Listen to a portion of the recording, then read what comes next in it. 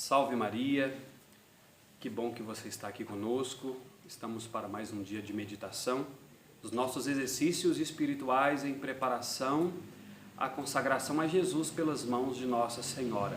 Hoje é o 10º dia, já deixa aí o seu like, se inscreva no nosso canal, você que ainda não se inscreveu, e eu quero agradecer a você que já o fez, mas peça às pessoas próximas, aos amigos, nos ajude a chegar nesse número aí dos 1000 inscritos. Temos um objetivo de evangelização com isso. Não vamos parar, claro, mas seria interessante se alcançarmos esse número. Dando sequência, continuidade à preparação, nós estamos aí nos 12 dias preliminares e nesses 12 dias compreendem o desapego ao espírito do mundo.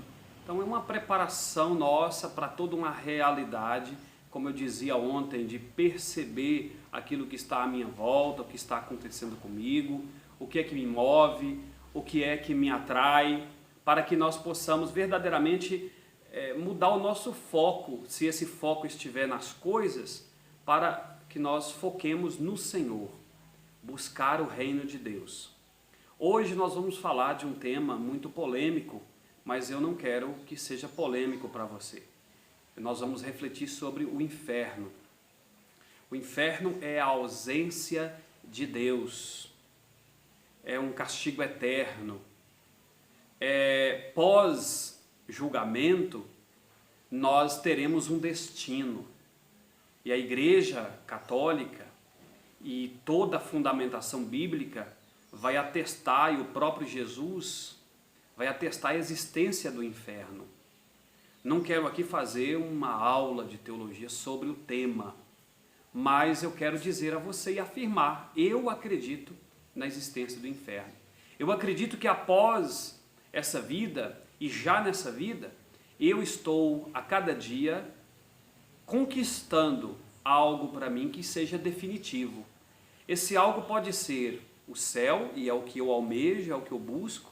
É para isso que eu vivo a minha vida de oração, busco a Deus constantemente e ainda estou longe de fazer o tanto que deveria, mas eu sei que se eu não fizer essa busca constante, eu corro o risco de não fazer parte dos eleitos, de não conquistar o céu. Esse é o desafio nosso e depende só de mim, depende de você conquistar. Todos são convidados, há possibilidade de todo mundo, não há aquele que nasce. Nós não acreditamos, eu não acredito na predestinação, como muitas pessoas, inclusive muitas seitas, declaram isso, que há pessoas que nasceram já destinadas para o inferno, outras nasceram já destinadas para a condenação. Senão Deus não seria Pai e Pai de todos. E onde estaria o livre-arbítrio? Que liberdade é essa que eu não posso escolher? Então, Deus verdadeiramente nos dá essa liberdade, assim como deu para Eva e Adão, e eles escolheram negar Deus, assim como deu para Nossa Senhora quando o anjo a visita e ela escolheu fazer a vontade de Deus. Não é uma escolha, é uma decisão. O tema de hoje, então, a palavra de Deus está em Mateus capítulo 22, versículo de 1 a 14. Hoje eu vou lê-la totalmente para vocês. Jesus tornou a falar-lhes por meio de parábolas. O reino dos céus é comparado a um rei que celebrava as bodas de seu filho. Enviou seus servos para chamar os convidados, mas eles não quiseram vir. Enviou outros ainda, dizendo-lhes: dizeis aos convidados que já está preparado o meu banquete. Meus bois e meus animais cevados estão mortos. Tudo está preparado. Vinde às bodas. Mas, sem se importarem com aquele convite, foram-se um a seu campo e outro para o seu negócio. Outros lançaram mãos de seus servos, insultaram-nos e os mataram. O rei soube e indignou-se em extremo. Enviou suas tropas, matou aqueles assassinos e incendiou-lhes a cidade. Disse depois a seus servos: o festim está pronto, mas os convidados não foram dignos. Ide às encruzilhadas e convidai para as bodas todos quantos achardes. Espalharam-se eles pelos campos e reuniram todos quantos acharam, maus e bons, de modo que a sala do banquete ficou repleta de convidados. O rei entrou para vê-los e viu ali um homem que não trazia a veste nupcial. Perguntou-lhe: meu amigo, como entraste aqui sem a veste nupcial? O homem não proferiu palavra alguma. Disse então o rei aos servos: amarrai-lhe os pés e as mãos e lançai-o nas trevas exteriores. Ali haverá choro e ranger de dentes, porque muitos são os chamados e poucos escolhidos. Palavra da salvação. E meditando essa palavra de hoje, diante do tema nosso sobre o inferno, eu quero que você entenda, para que nós possamos ter uma concepção na nossa cabeça, que é importante a meditação sobre o inferno. E para que meditar sobre o inferno? Primeiro, para saber da sua existência. E aí, sabendo da sua existência, o ponto crucial não é o medo do inferno, mas é evitá-lo. Evitá-lo. Para que você me entenda. Eu não quero aqui fazer uma valorização, uma supervalorização desse tema inferno. Mas eu quero que você o evite. Eu quero que você o evite. E depois, como é que eu evito? Quais são as ações? É ter horror ao pecado. É assim que você evita. Se você evita de pecar, você evita de sofrer as consequências e a possibilidade de parar no inferno. E isso, resumidamente, vem culminar no tema nosso desses 12 primeiros dias de exercício. É evitar ceder-me às ilusões, ao espírito deste mundo. Então, para que você entenda o que eu te disse, meditar o inferno, sobre o inferno, a fim de evitá-lo e tendo horror ao pecado e ao espírito do mundo. Uma forma de evitar é lançar um horror àquilo que é errado, àquilo que é mal. Essa é a fórmula para que nós possamos vencer esse mal iminente, porque são dois lugares que o Senhor nos apresenta, o céu e o inferno. Olhando agora para a palavra, naquilo que foi o convite, é interessante, eu vejo assim, todos são chamados. O último versículo que você leu, eu quero que você ressalte isso, pode até marcar na sua Bíblia, o Senhor vai dizer assim, ó, porque muitos são os chamados e poucos escolhidos. Esse muitos aí, quando você vai olhando os detalhes do Evangelho, ele mandou ir às encruzilhadas, às ruas, a todos os lugares e convidar. Aqueles a que o convite for alcançado, esses são os muitos. Independente da condição da pessoa, se ela é uma pessoa que reza ou não, se é santa ou não. O Evangelho nos versículos ali 10, fala que eles se espalharam pelos caminhos e reuniram todos quantos acharam, maus e bons, de modo que a sala do banquete ficou repleta de convidados. Então, todos que eles acharam. Então, a palavra ela é destinada a todas as pessoas, mas ela vai aos poucos alcançando. Então, aquelas pessoas que são alcançadas são convidadas, boas e más. A situação primeira aqui é que Deus preparou para nós um banquete, um céu. O Senhor nos quer nesse banquete. Esse banquete foi preparado para mim, é a festa do seu Filho. É a vitória sobre a morte, é a ressurreição, é a vida eterna. Este é o banquete, está preparado. E falta então os convivas, os convidados, os festejantes. Quem vai participar, se banquetear desse banquete conquistado por Jesus, montado pelo seu Filho, festejando a vitória sobre a morte? Sou eu e sou você. São os convidados. No primeiro momento, os primeiros que foram convidados se preocuparam com suas coisas, seus afazeres, com a sua lavoura, sua roça, seus negócios, e não deram ouvidos. Eu não vou lá agora não quero, não tenho tempo. A segunda classe dos convidados são aqueles que se revoltaram, uma verdadeira Sodoma e Gomorra, que quiseram eles ali abusar inclusive dos anjos que estavam lá na casa de Ló. Eram várias situações pecaminosas de um mundo que vive totalmente alheio às coisas de Deus. Mas mesmo esses são convidados também. Mas esses matam Deus. Esses aí negam Deus a ponto de rejeitá-lo e rejeitar quem o anuncia, quem fala de Deus. Então houve ali então, até mesmo a palavra diz que mataram aqueles que foram convidar, os missionários, aqueles que propagam a palavra, aqueles que levam a palavra de Deus. Quantos mártires a igreja tem?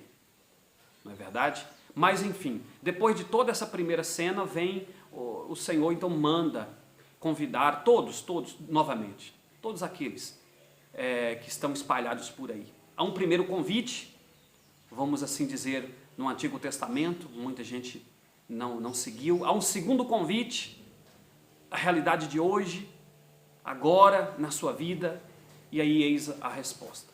Na festa estava várias pessoas, boas e más.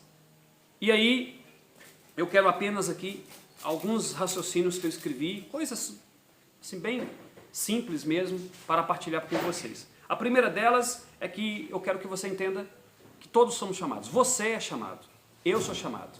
Então não existe aquela que eu estou fora, Deus não lembra de mim, eu não mereço isso. Não, você também é chamado. Mesmo bom ou mesmo sendo mal, você é chamado a esse banquete. Segunda coisa, o banquete é oferecido gratuitamente. Então não há um pagamento, não é necessário pagar. Esse pagamento já foi feito lá com Jesus na cruz. Ele já pagou com sua morte. Muito bem. Terceiro, haverá os que atendem e os que rejeitam. Então, prepara o seu coração para poder atender e não rejeitar.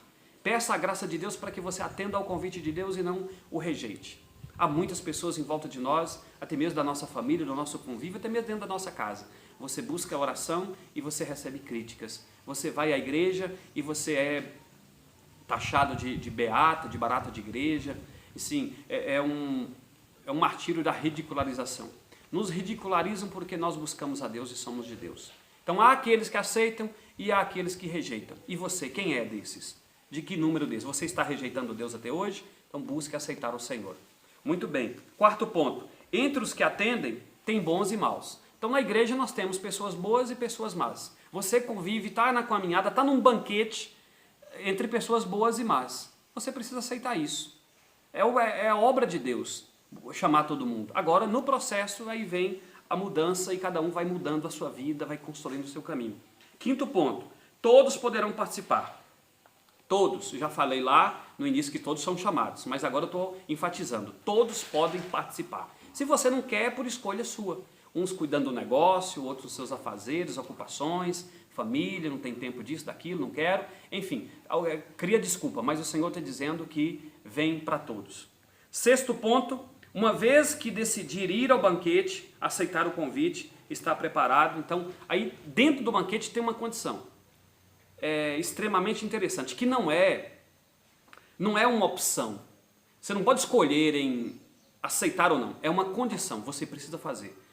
Um dos homens, uma das pessoas, uma das almas que estava naquele banquete, mesmo estando no banquete, mesmo estando na presença de Deus, mesmo estando celebrando as coisas de Deus, mesmo estando ouvindo a palavra de Deus, mesmo estando no meio daqueles que foram escolhidos, mas a pessoa, como eu disse lá no início, ser escolhido depende de mim. Repita comigo isso. Ser escolhido depende de mim. Depende das minhas atitudes, das minhas ações. Depende daquilo que eu estou fazendo com o convite que Deus me fez. Tinha um homem que não estava com as vestes nupciais. E ele é jogado para fora do banquete. Porque o Senhor vai perguntar, e aí, cadê as suas vestes? Por que você não está vestido? Ele simplesmente ignorou. Ele não disse nada. É aquela atitude de arrependimento. Você está no pecado, você está numa vida errada. E a pessoa acomoda com aquilo, acha que não precisa mudar. Aquele homem achava que estava bem daquele jeito. Então, o problema é nós escolhermos o jeito de ser cristão. E não podemos fazer isso. Há um jeito, há uma maneira de ser, e eu tenho que ser desse jeito. Essas vestes nupciais, nós podíamos dizer assim, que é uma alma contrita, uma alma que está em constante arrependimento. Essas vestes nupciais também poderíamos colocar como um coração novo. Tirar o coração de pedra e colocar um coração novo. Essas vestes nupciais eu poderia dizer para você também que são o meu caráter. Eu preciso constantemente ir tirando aquele caráter errado, defeituoso, ali de uma concepção mundana, de concordar com coisas mesmo erradas, tirar proveito de situações. Eu tenho que ir mudando o meu caráter. Essas vestes nupciais são vestes de alguém que está em mudança, de alguém que abraçou o Evangelho, e mesmo não sendo um dos melhores, porque o Senhor não disse que era só esse homem que era mau, talvez tinham pessoas lá também que estavam na mesma situação, num processo ainda de conversão. Como é que está a sua vida? Você está lutando aí para deixar seu passado? Então você está nesse banquete. E se você, com a atitude sua de querer ser melhor, essa já é a veste que o Senhor quer ver em você. Essa veste nova do desejo de mudança. Por fim, essa ideia de inferno, então, é quando você rejeita todo esse convite de Deus. E o céu, então, é quando você aceita esse convite de Deus e fala, eu quero. Obrigado, Senhor, por me convidar e eu quero participar dessa graça. Né? Então, vamos lá. Fechando esse tema, o que nos sucede, então, é pedir a graça de Deus para que nós possamos evangelizar a partir dessa experiência com Deus.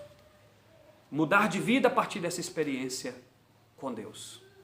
Então, é contrição do coração e arrependimento. E arrependimento seguido de reparação. Consertar o meu passado fazendo melhor agora. Peça o Espírito Santo, só Ele para te dar uma vida nova. Só Ele para te dar força. E Nossa Senhora do lado, intercedendo, dizendo, vai, eu acredito nesse filho, eu caminho com esse filho. Então vamos pedir o Espírito Santo para que venha nos dar força, a mim e a você. Para que a gente continue nessa luta, buscando o céu e rejeitando o inferno. Vinde, Espírito Criador, a nossa alma visitai e enchei os corações com vossos dons celestiais. Vós sois chamado intercessor de Deus, excelso dom sem par. A fonte viva, o fogo, o amor, a unção divina e salutar. Sois o doador dos 7 dons e sois poder na mão do Pai. Por Ele prometido a nós, por nós seus feitos proclamai. A nossa mente iluminai, os corações enchei de amor. Nossa fraqueza encorajai, qual força eterna e protetor. Nosso inimigo repeli e concedei-nos a paz, se pela graça nos guiais, o mal deixamos para trás. Ao Pai e ao Filho Salvador, por vós possamos conhecer, que procedeis do seu amor, fazei-nos sempre firmes crer. Amém. E sabendo que somos necessitados do Espírito Santo, peçamos a Nossa Senhora para a gente nunca deixar de querer receber o Espírito Santo. Ela que disse, eis aqui a serva do Senhor. Então que você tenha essa atitude sempre de querer Deus na sua vida. Vamos pedir a intercessão de Nossa Senhora. Ave do mar estrela, bendita Mãe de Deus, fecunda e sempre virgem, portal feliz dos céus. Ouvindo aquele ave do anjo Gabriel, mudando de Eva o nome, trazei-nos paz do céu. Ao cego iluminai, ao réu livrai também. De todo mal guardai-nos e dai-nos todo bem. Mostrai ser nossa mãe, levando a nossa voz, a quem por nós nascido dignou-se vir de vós. Suave mais que todas, ó Virgem sem igual, fazei-nos mansos puros, guardai-nos contra o mal. Ó, dai-nos vida pura, guiai-nos para a luz, e um dia ao vosso lado possamos ver Jesus. Louvor a Deus, o Pai, e ao Filho sumo bem, com seu Espírito, agora e sempre. Amém. Deus abençoe a você por ter estado conosco. Permaneça rezando por nós, estaremos em oração por você. Que a graça de Deus possa nos iluminar sempre e a cada dia. Em nome do Pai, do Filho, do Espírito Santo. Amém. Salve Maria.